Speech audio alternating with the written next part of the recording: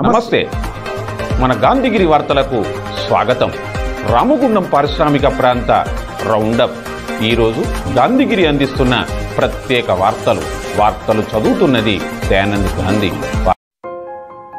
ఈ రోజు గాంధీగిరి వార్తలను సమర్పిస్తున్నది శ్రీకాంత్ కంటి దవాఖానా. కోల్బెల్ కు కంటిపాప, అన్ని వర్గాలకు వెలుగు కిరణం. డాక్టర్ శ్రీకాంత్ సారథ్యంలో వైద్య సేవల్లో శ్రీకాంత్ కంటి దవాఖానా. ఏప్రిల్ 15 నుండి ప్రతి గురువారం ఉచిత వైద్య నేత్ర శిబిరం. కంటి పొరకు ఆపరేషన్ 5,000 రూపాయలకే చేయబడును. లక్కం భిక్షపతి కార్యనిర్వహణలో శ్రీకాంత్ కంటి దవాఖానా, లక్ష్మీనగర్, గోదావరికని. Phone number 8074911632.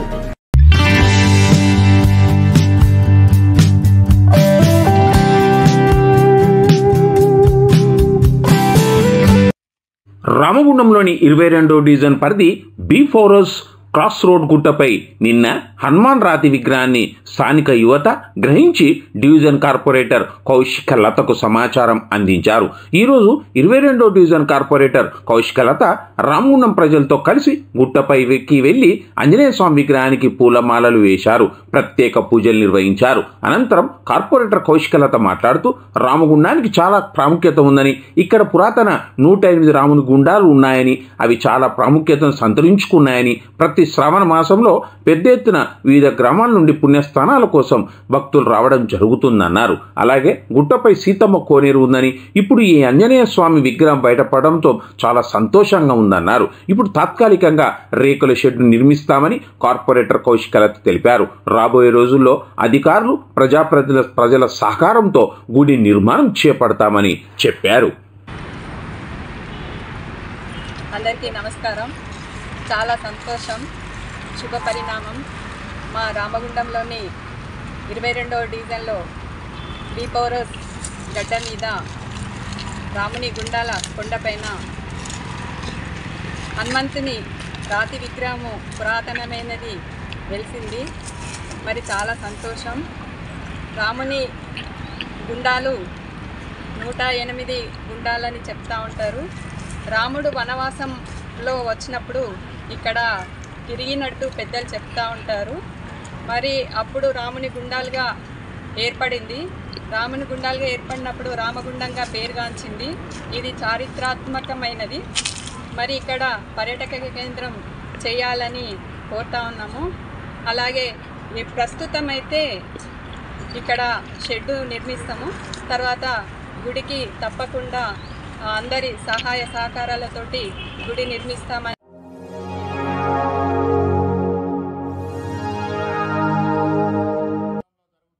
రామగుండం నియోజకవర్గంలో జరుగుతున్నది అరాచక పాలన కాదని, రాముని పాలన జరుగుతున్న అభివృద్ధిని చూసి ఓర్వలేక బీఆర్ఎస్ వాళ్ళు చౌకబారు ఆరోపణలు చేయడాన్ని సహించేది లేదని కాంగ్రెస్ నేతలు మకాలి స్వామి, గట్ల రమేష్ అన్నారు. ఎమ్మెల్యే క్యాంపు కార్యాలయంలో జరిగిన ప్రెస్ మీట్లో వారు మాట్లాడారు. రామగుండం నియోజకవర్గాన్ని బొందలగడ్డగా మార్చిన కొప్పుల ఈశ్వర్, కోరుకంటి చందర్లకు మాట్లాడే నైతిక హక్కు లేదన్నారు. ఈ ప్రెస్ మీట్లో నాయకులు కాల్వ లింగస్వామి, మారెల్లి రాజిరెడ్డి, తిప్పారప్ శ్రీనివాస్, శంకర్ నాయక్, ముస్తఫా, బొమ్మక రాజేష్, సింహాచలం తదితరులు ఉన్నారు. గత వారం రోజులుగా రామగుండంలో జరుగుతున్న పరిణామాలన్నిటినీ కూడా ఈ ప్రాంత ప్రజలు గమనిస్తూ ఉన్నారు. ఒక సీనియర్ నాయకుడు కొప్పుల ఈశ్వర్ అనే వ్యక్తి మొన్న రామగుండంకి వచ్చేసి ప్రెస్ మీట్ పెట్టడం జరిగింది. రామగుండంలో అరాచక పాలన నడుస్తూ ఉన్నదని ప్రెస్ మీట్ పెట్టి చెప్తా ఉన్నాడు. రామగుండంలో రాముని పాలన నడుస్తూ ఉన్నదనేది ఇక్కడ ప్రజలు గమనిస్తూ ఉన్నారు. అరాచక పాలన కాదు, రాముని పాలన నడుస్తూ ఉన్నదనేది ఇక్కడ ప్రజలు గమనిస్తూ ఉన్నారు. ఎందుకంటే దాదాపుగా 300 కోట్ల రూపాయలు రామగుండం నియోజకవర్గ అభివృద్ధి కోసం తీసుకొచ్చిన గొప్ప వ్యక్తి రాజ్ ఠాకూర్ మక్కాన్ సింగ్ గారు అనేది ఈ మధ్య ప్రజలందరూ కూడా ప్రతి ఒక్కరు కూడా ప్రశంసిస్తూ ఉన్నారు. కానీ రామగుండంలో పుట్టి పెరిగిన ఈశ్వర్ అనే వ్యక్తి ఒక మాజీ మంత్రిగా చేసి కూడా 20 సంవత్సరాల నుంచి ఒక్కరోజు కూడా రామగుండం అభివృద్ధి గురించి ఆలోచన చేయకుండా, రామగుండంకు 10 సంవత్సరాలు అధికారంలో ఉండి ఒక్క రూపాయి కూడా కేటాయించకుండా, ఈ ప్రాంతం గురించి ఒక్కరోజు కూడా మాట్లాడకుండా, ఇలా ఓడిపోయిన తర్వాత ఏమి చేయాలనో అర్థం కాక ఉట్టిగానే వచ్చి ఇక్కడ ప్రెస్ మీట్ పెడతా ఉన్నాడు. మేము అడుగుతా ఉన్నాం ఈశ్వర్ గారిని, 10 ఏళ్ళు ప్రభుత్వంలో ఉన్నావు, అధికారంలో ఉన్నావు, రాష్ట్ర మంత్రిగా ఉన్నావు, రామగుండంకు ఒక 100 రూపాయల పని మీరు చేసింది చూపించండి. మీ ఎమ్మెల్యే అట్లా, మీ కార్పొరేటర్లు ఇట్లా అని చెప్పేసి కాంగ్రెస్ పార్టీని బదనాం చేసుడు కాదు ఈశ్వరన్న గారు. మీరు రామగుండంకు 10 సంవత్సరాలు ఇక్కడ పుట్టి పెరిగినందుకు మీ కంట్రిబ్యూషన్ ఏంటిది, మీరు ఏం చేసినో చెప్పండి. అది ఇడిచిపెట్టి రామగుండంలో అరాచక పాలన నడుస్తూ ఉన్నది, ఇక్కడ పోలీసు వ్యవస్థ నడుస్తూ ఉన్నది. పోలీసులు గత 10 సంవత్సరాలు ఒక్క ధర్నా రాస్తారోకో చేయనీయకుండా హౌస్ అరెస్టులు చేసారు కాంగ్రెస్ పార్టీ వాళ్ళను. కాంగ్రెస్ పార్టీ వాళ్ళని మొత్తం కూడా హౌస్ అరెస్టులు చేసి అది చేసినారు. అరాచక పాలన అంటే ఎట్లా ఉంటుందంటే,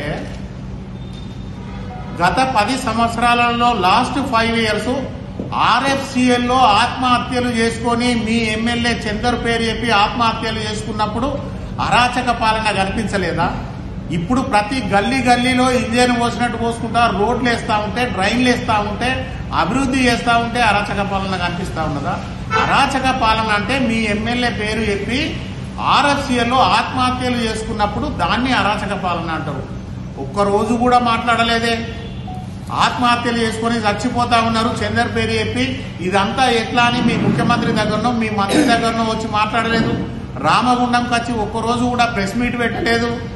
అంటే జనాలు చచ్చిపోతే ఆర్ఎఫ్సిఎల్ పేరు చెప్పి, మీ ఎమ్మెల్యే పేరు చెప్పి, మీ పేరు చెప్పి ఆత్మహత్యలు చేసుకొని చచ్చిపోతా ఉంటే దాన్ని అరాచక పాలన అంటారు. మీరు పట్టించుకోలేదు చూసి ఆ రోజు, దాన్ని అరాచక పాలన అంటారన్నా. ఈ రోజు 300-400 కోట్లు తీసుకొచ్చి రామగుండాన్ని అభివృద్ధి చేస్తే రాముని పాలన అంటారన్న. దాన్ని గుర్తుపెట్టుకో ఈశ్వరన్న.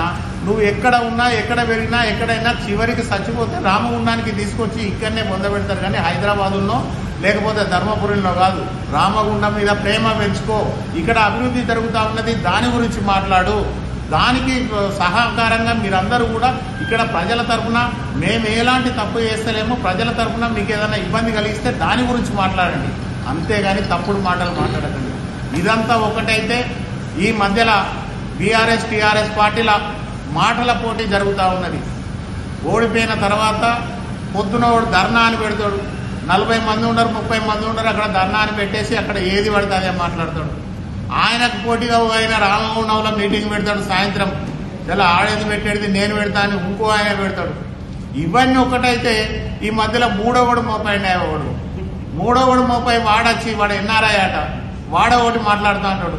అసలు ఎన్ఆర్ఐ అనేటోడు అమెరికాలో ఉంటాడు, రామగుండం మీద అవగాహన ఉండదు, రామగుండం గురించి కూడా తెలియదు.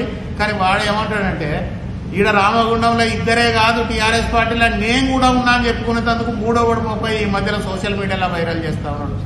వానికి లేదు, రామగుండం ఊరు కూడా తెలియనోడు ఇలా రామగుండం గురించి మాట్లాడుతూ ఉన్నాడు. ఇదంతా కూడా ప్రజలు గమనిస్తూ ఉన్నారు. వీళ్ళు ఎందుకు మాట్లాడుతూ ఉన్నారు అంటే, 10 సంవత్సరాలు టీఆర్ఎస్ పార్టీ అధికారంలో ఉండి రామగుండం నియోజకవర్గానికి ₹1 కూడా తీసుకురాని వాళ్ళు, ఇవాళ మున్సిపల్ ఆఫీస్ నుంచి కనీసం ఫైన్ లైన్ చివరస్తా వరకు ఒక రోడ్ వేయనోడు, ఇవాళ ఆర్కే గార్డెన్ దగ్గర 10 ఏళ్ల నుంచి మట్టిలో బండ్లు పోతుంటే చూసుకుంటా ఒక్కరోజు రోడ్ వేయనోడు. ఈరోజు లక్ష్మీపతి దగ్గర అక్కడ కృష్ణా టెంపుల్ కాడ కనీసం 20 ఏళ్ల నుంచి రోడ్లు లేకపోతే ఈరోజు మేము రోడ్లు వేస్తే భరించలేనోళ్ళు. ఈరోజు శ్మశానానికి దాదాపుగా 2 కోట్లు పెట్టి మేము అక్కడ డెవలప్ చేస్తా అంటే భరించలేనోళ్ళు. ఈరోజు ఫ్రూట్ మార్కెట్ను తీసుకొచ్చి దానికి 2.5 కోట్లు తీసుకొచ్చి అక్కడ డెవలప్మెంట్ చేస్తే భరించలేనోళ్ళు. ఈరోజు వెజిటేబుల్ మార్కెట్ గురించి దాదాపుగా 2,50,00,000 తీసుకొచ్చి అక్కడ అభివృద్ధి చేస్తే భరించలేనోళ్ళు. ఇవన్నీ గిట్ట రాజ్ ఠాకూర్ బ్రహ్మాండంగా చేస్తా ఉన్నాడు. రేపు రామగుండంలో టీఆర్ఎస్ పార్టీ ఉనికి ఉన్నది, ఎవ్వరు మనల్ని పట్టించుకునే పరిస్థితి లేదు. 20 సంవత్సరాల దాకా రామగుండంలో రాజ్ ఠాకూర్ను కదిలించే పరిస్థితి లేదనే ఒక దుర్మార్గపు ఆలోచనతోటి ఇవాళ లేనిపోని మీటింగులు పెట్టి లేనిపోని ముచ్చట్లు చెప్తా ఉన్నారు. ఇదంతా రామగుండం ప్రజలు గమనిస్తూ ఉన్నారు. ఇవన్నీ జరుగుతూ ఉంటే కూడా మేము కేవలం ఏం మాట్లాడకుండా అభివృద్ధి మీదనే ధ్యాస చేసి ఈరోజు పనిచేస్తూ ఉన్నాం. ఈరోజు ఓల్డ్ అశోక్ దగ్గర సింగరేణులు హ్యాండ్ ఓవర్ చేసుకుంటా ఉన్నారు. 50 ఏళ్ల నుంచి ఒక్కొక్కడు అక్కడ తీసుకొని దొంగతనంగా ఎవడు ఎమ్మెల్యే ఉంటే వానికి నెలకు 5 లక్షలు 10 లక్షలు ఇచ్చి ఆ ప్రాంతాన్ని అంతా కబ్జా చేసుకొని ఉంటే ఈరోజు గౌరవ ఎమ్మెల్యే రాజ్ ఠాకూర్ గారు ఈరోజు రాష్ట్ర ప్రభుత్వంతో సింగరేణి సీఎండీ తోటి మాట్లాడి ప్రభుత్వానికి సంబంధించిన స్థలం కబ్జా అయిపోయింది, దాన్ని కాపాడాలనే లక్ష్యంతో ఈరోజు ముందుకెళ్తా ఉన్నాడు, అది మాట్లాడుతూ ఉన్నాడు.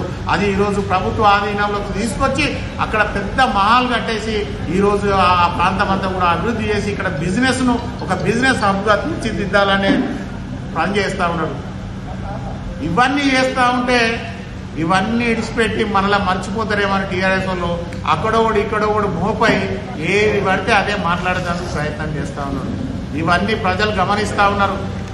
ఇవన్నీ కూడా ప్రజలు గమనిస్తూ ఉన్నారు, ఆలోచన చేస్తూ ఉన్నారు. ఇదంతా కూడా పరుగు పందెం నడుస్తూ ఉన్నది టీఆర్ఎస్ పార్టీలో, మాటల పందెం నడుస్తూ ఉన్నది. మీరు కొట్లాడుకోనరా నాయన, మాకెందుకు? మీరు టీఆర్ఎస్ పార్టీలో 3 కాకపోతే 5 కొట్లాడుకోండి. కానీ అభివృద్ధిని ప్రజలు కాంక్షిస్తూ ఉన్నారు. ఈ అభివృద్ధి జరుగుతూ ఉంటే ఓర్వలేని మీరు ఎన్ని మాటలు చెప్పినా, ఎన్ని అబద్ధాలు చెప్పినా, ప్రజలను ఎంత నమ్మవలుకుదామని మీరు ప్రయత్నం చేసినా కూడా మిమ్మల్ని ఎవడు నమ్మడు. 20 ఏళ్ల దాకా ఈ రామగుండంలో కాంగ్రెస్ పార్టీ జెండా ఎగురుతుంది. దాన్ని దృష్టిలో పెట్టుకో. ఒక 30 ఏళ్ల నుంచి దాదాపుగా 10 సంవత్సరాలు అధికారంలో ఉండి మంత్రిగా చేసిన ఈశ్వరన్నకు ఒక హెచ్చరిక చేస్తా ఉన్నాం. దయచేసి మీ వయసుకు తగ్గ మాటలు మాట్లాడు, మీ వయసుకు తగ్గ పనులు చేయండి. 10 ఏళ్ల నుంచి 15 ఏళ్ల నుంచి గుర్తురాని రామగుండం ఓడిపోయిన తర్వాత 3 సార్లు వచ్చి ప్రెస్ మీట్లు పెట్టి మాట్లాడుతూ ఉన్నావు. నీకు ధైర్యం ఉంటే రామగుండానికి అధికారంలో ఉన్న 10 సంవత్సరాల్లో 1 రూపాయి కూడా తీసుకొచ్చినవా? ప్రజలకు వివరించు. రామగుండానికి ఈ కాలేజీ తీసుకొచ్చినా, ఈ ఇన్స్టిట్యూషన్ తీసుకొచ్చినా, ఈ రోడ్లు వేయించినా, ఈ ట్రైన్లు కట్టించినా, నీకు ఒక్కటి చెప్పు చూద్దాం నీకు దమ్ముంటే. ఇవన్నీ విడిచిపెట్టి ఉట్టిగా రాజ్ ఠాకూర్ ఇది చేస్తా ఉన్నాడు, అది చేస్తా ఉన్నాడు. చేస్తాడు, కేవలం అభివృద్ధి చేస్తాడు, ప్రజల ఆకాంక్ష మేరకు పనిచేస్తాడు. ప్రజలకు కావలసిన మౌలిక సదుపాయాలు కల్పించేందుకు ఎన్ని అవకాశాలు ప్రభుత్వం నుండి అన్ని అవకాశాలను సద్వినియోగం చేసుకొని ఈ ప్రాంతాన్ని పూర్తిగా అభివృద్ధి చేసేందుకు రాజ్ ఠాకూర్ కంకణం కట్టుకొని ఉన్నాడు. దాంట్లో కాంగ్రెస్ పార్టీ మొత్తం కూడా రామగుండం ప్రజలందరూ కూడా భాగస్వాములై ఉన్నారు. దీన్ని ప్రజలు గమనిస్తా ఉన్నారు. 3 కార్పొరేటర్లు కావచ్చు ప్రెస్ మీట్ పెట్టి మీ కాంగ్రెస్ పార్టీ నాయకులను ఏదో బయట మాట లోపల మాట లేకపోతే ఈ నానా రకాలుగా మాట్లాడతానని ఒక కార్పొరేటర్ మాకు కార్యకర్తలను ఉద్దేశించి సలహా ఇస్తుంది. మేము ఆమెను ఉద్దేశించి చెప్తున్నా, మీకు ఎక్కడనో ఎస్ఐ గారు సిఐ గారు మీకు మర్యాద ఇవ్వలేదని మీరు పోయి నానా రౌస చేసి ఎక్కడో పై ఆఫీసర్కి కాంప్లైంట్ ఇచ్చిండ్రు. అది అంతటితో ముగిసిపోయింది. దానికి కాంగ్రెస్ పార్టీకి ఎమ్మెల్యేకు కార్యకర్తలకు ఎక్కడన్నా సంబంధం ఉన్నదా? పోలీసులు గత 10 సంవత్సరాలలో అంతకుముందు రాజశేఖర రెడ్డి గారు, కిరణ్ కుమార్ రెడ్డి గారు, రోషయ్య గారు ముఖ్యమంత్రులు ఉన్నప్పుడు పోలీసుల వ్యవహార శైలి ఏ విధంగా ఉన్నది? మీరు తెలంగాణ ఉద్యమంలో కావచ్చు, మీరు ఎన్నో ధర్నాలు చేసిండ్రు, ఎన్నో రస్తారోకోలు చేసిండ్రు, సాగర్ ఆహారాలు చేసిండ్రు, సర్వం చేసినప్పుడు కూడా ఎక్కడన్నా పోలీసుల వ్యవహార శైలి ఇట్లున్నదా? గత 10 సంవత్సరాలల్లా పోలీస్ వ్యవస్థను మీరు మీ ఇంటి సంస్థగా మార్చుకొని బానిసలుగా తయారు చేసి పోలీసులను మా కాంగ్రెస్ పార్టీ కార్యకర్తల మీద, మా కాంగ్రెస్ పార్టీ నాయకుల మీద ఉసిగొలిపి హౌస్ అరెస్టులు చేసి గృహ నిర్బంధాలు చేసి మమ్మల్ని ధర్నాలు చేయకుండా, మమ్మల్ని నిరసనలు చేయకుండా తొక్కి పెట్టిన చరిత్ర మీ పార్టీది.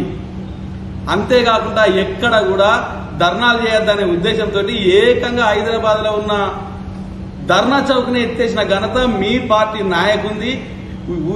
ఆర్టీసీల సమ్మెలు చేస్తానని యూనియన్లనే లేకుండా చేసిన నీచమైన చరిత్ర మీది, మీ పార్టీది.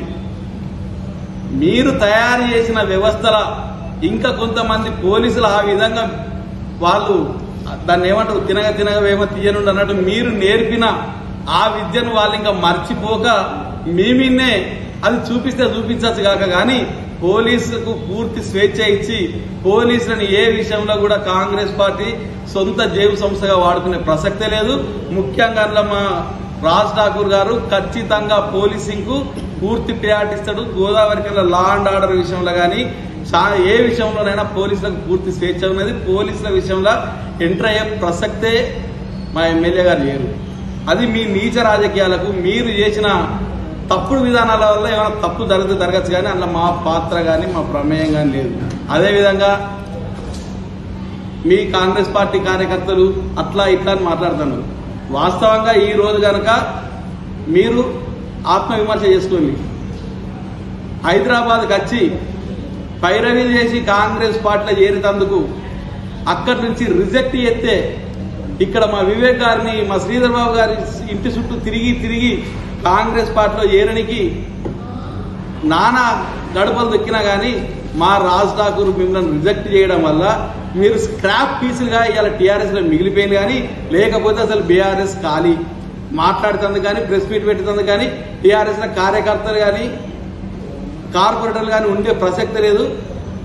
కాంగ్రెస్ పార్టీ నిన్ననో మొన్న అక్కడ ఇక్కడ ప్రెస్ మీట్ పెట్టుకుంటే కాంగ్రెస్ పార్టీకి మళ్ళీ ఓట్లు వేయాలంటే జనాలు భయపడతారని ఎవడో లుచ్చా నాకు సురేష్ రెడ్డి అట వీడియోలో పెట్టిండు. కాంగ్రెస్ పార్టీ అంటే గడగడలు ఆడుతారు, ఎవడు ఓటేయరండి. అరే లుచ్చా గుర్తుపెట్టుకో, గడిచిన 130-140 సంవత్సరాల కాంగ్రెస్ పార్టీ పడ్డది లేచింది. నెవర్ అండ్ కాంగ్రెస్ పార్టీకి అనేది మరణం లేని పార్టీ. అప్ అండ్ డౌన్స్ ఉంటాయి తప్ప ఎప్పుడు కానీ never and party Congress party. ఇంకో 4 రోజులైతే మా ఊళ్ళు తలుపులు తెస్తే అసలు బీఆర్ఎస్ పార్టీలో కనబడేందుకు కార్యకర్త ఉండరా బాబు, గుర్తుపెట్టుకో. మీరు మీ లుచ్చ రాజకీయాలు చేసేందుకు మీకు ఎక్కడ తెలంగాణలో స్థానమే లేదు, ముఖ్యంగా రామగుండంలో అసలే స్థానం లేదు. 10-15 ఏళ్ళు ఎమ్మెల్యే నుండి మంత్రి పదవులు అనుభవించిన ఒక వ్యక్తి నాలాను ఆక్రమించుకున్న ఒక వ్యాపారస్తునికి సపోర్ట్ చేసినట్టు అది ఎంతవరకు కరెక్ట్? కొన్ని 100 మంది ఇండ్లు కట్టుకొని 100 మంది ఇళ్లకు ముఖాల్లో నీళ్లు వస్తాయని కాంప్లైంట్ చేస్తే మీ హయాంలో మీరు పట్టించుకోకపోతే మా అధికారులు ఇప్పుడు నిర్దాక్షిణంగా కాలువను ఊలగొడితే దాన్ని హర్షించాల్సింది పోయి దాన్ని నువ్వు ఇక్కడ హైదరాబాద్ నుంచి వచ్చి రామగుండంలో ప్రెస్ మీట్ పెట్టి అది కక్ష సాధింపు చర్య అంటే అది నీ విజ్ఞతకే వదిలేస్తానా, నీ తప్పుడు ఆలోచన విధానాన్ని మార్చుకోమని సందర్భంగా నేను హెచ్చరిస్తాను. అంతేకాకుండా కూల్చివేతల గురించి ఎక్కడ పడితే అక్కడ తప్పుడు మాటలు మాట్లాడుతున్నాను. అభివృద్ధి జరగాలంటే, ఒక కొత్త నిర్మాణం కట్టాలంటే, ఒక కొత్త రూపకల్పన చేయాలంటే కొన్ని స్క్రాప్ కావచ్చు, కొన్ని తప్పనిసరి పరిస్థితుల్లో కొన్ని కూల్చేయాల్సి వస్తుంది. అదేవిధంగా ఇక్కడ కూల్చేస్తే ఎక్కడ కానీ ఎవరిని ప్రాపర్టీలన్నా కూల్చినావా? ఏ ఒక్క చిరు వ్యాపారం తీసేసినావా? ఏ ఒక్క కన్స్ట్రక్షన్ కూల్చేసినావా ప్రైవేట్ది? కేవలం సింగరేణి ప్రాపర్టీని మీరు మీ హయాంలో గత 10 ఏళ్లలో సింగరేణి నుంచి రావాల్సిన ప్రతి సిఎస్ఆర్ నిధులు కావచ్చు, ఏ నిధులైనా మీ నాయకులు మీకు చేత కాకపో మిమ్మల్ని మాయమాటలు చెప్పి మభ్యపెట్టి ఇక్కడ నుంచి రావాల్సిన నిధులన్నింటినీ కూడా సిద్దిపేటకు, సిరిసిల్లకు, హైదరాబాద్కు తరలించకపోతే నోరెళ్ళ పెట్టుకొని చేతగాక బిక్కుమని చూసిన పరిస్థితి నీది. ఈ రోజు మా ప్రభుత్వంలో సిఎస్ఆర్ నిధులు కావచ్చు, ఎన్టీపీసీ నిధులు కావచ్చు, ఆర్ఎస్సీఎల్ నిధులు కావచ్చు, ఏది కానీ మన ప్రాంతంలో పెట్టి మన ప్రాంతంలో అభివృద్ధి జరిగినాకనే మిగులు డబ్బులు ఏమని ఉంటే వేరే ప్రాంతాలకు పోతాయి. కానీ రాజ్ ఠాకూర్ ఉన్నంత వరకు ఎట్టి పరిస్థితుల ఆర్ఎస్సీఎల్ నిధులు కావచ్చు, సింగరేణి నిధులు కావచ్చు, ఎన్టీపీసీ నిధులు కావచ్చు రామగుండంలో ఖర్చు చేస్తాం. తప్పకుండా నూతన భవనాలు కడతాం. ఈ గోదావరి కానీ నూతన నగరంగా నిర్మిస్తాం. దానికోసం మా నాయకుడు రాజ్ ఠాకూర్ గారు అహర్నిశలు పనిచేస్తాడు. ఆయనకు ఖచ్చితంగా వెన్ను దన్నుగా మేము అందరం ఉంటాం. ఇక అక్కడో మాట ఎవరైనా మాట్లాడతాం కావచ్చు, మా కాంగ్రెస్ పార్టీలో తప్పనిసరిగా అంతర్గత ప్రజాస్వామ్యం ఉంటాయి. మా అభిప్రాయాలు మేము చెప్తాం, ఎవరి అభిప్రాయాలు వాళ్ళకు ఉంటాయి. ఏకంగా మా నాయకులు చెప్పింది అల్టిమేట్ గా ఫైనల్. మేము అందరం ముంగటి పోతాం. ఎట్టి పరిస్థితుల్లో ఎక్కడైనా కాంగ్రెస్ పార్టీ కార్యకర్తల గురించి కానీ మా ఎమ్మెల్యే గురించి కానీ ఏమన్నా తప్పుడు మాటలు మాట్లాడితే సహించేది లేదు, ఖబర్దార్. అదేవిధంగా ఇటీవల నాయకుడు వాళ్ళ ఇంట్లో మీటింగ్ పెట్టి ఉద్యోగాలు అమ్ముకుంటాను అని ఒక అభాండం ఎత్తాడు, ఆరోపణలు. చలో ఖబర్దార్. ఈ సందర్భంగా నేను సవాల్ విసురుతానా, గోదావరి కని ప్రాంత రామగుండం ప్రాంత యువతకు ఉద్యోగాలు రావాలని, ఇక్కడ 800 మెగావాట్ల ప్రాజెక్టు కోసం రామగుండంలో కావచ్చు, 8x3 మెగావాట్ల ప్రాజెక్టు ఎన్టీపీసీలో కావచ్చు, ఇక్కడ ఎఫ్సీఐల స్థానికులకు ఉద్యోగాలు ఇవ్వాలని, అదేవిధంగా పీసీ పటేల్ కంపెనీలో బీహారాలు ఉంటే ఇక్కడ నుంచి బీహారాలను తరిమి కొట్టి లోకల్లోకి ఉద్యోగాలు ఇచ్చే ప్రయత్నంలో చాలా మందికి మేము ఇక్కడ ఉద్యోగాలు పెట్టిస్తున్నాం.